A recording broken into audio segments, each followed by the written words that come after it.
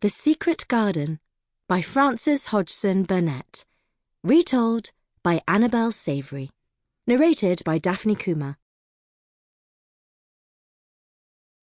Chapter 1. That's the Moor. When Mary Lennox was sent to live with her uncle, everybody said she was a most disagreeable-looking child.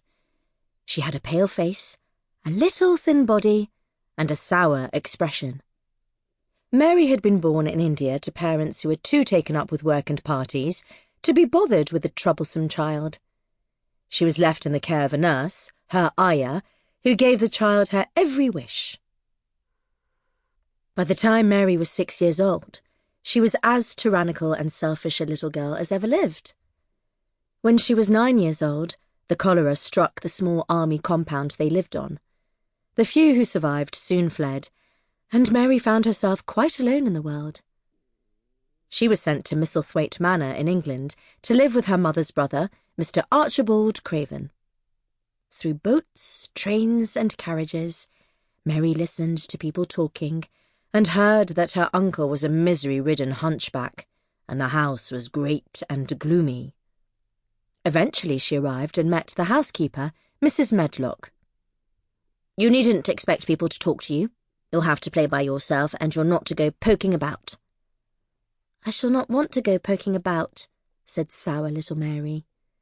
She was led up a broad staircase, down a long corridor and around a great many corners, until she found herself in a room with a fire and a supper on a table. "This is your room, and make sure you keep to it," Mrs. Medlock said. When Mary woke up the next morning, she saw Martha, a young housemaid, lighting the fire.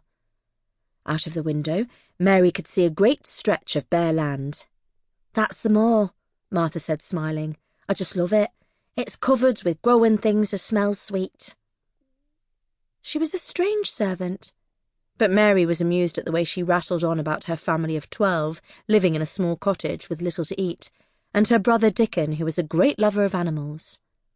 Martha was just as bemused by the little girl from India, who held her arms out, expecting to be dressed, and refused her good hot porridge. "Wrap up warm and run out and play. It'll do you good," said Martha, handing her a coat and stout pair of boots. "Mind," she whispered, "one of the gardens is locked up. 10 years ago, Mr. Craven locked the door and buried the key." The gardens looked dull and lifeless in the winter sunlight. Mary was curious about the garden that no one had been into for 10 years. She wondered whether there were any flowers still alive in it. Sample complete. Ready to continue?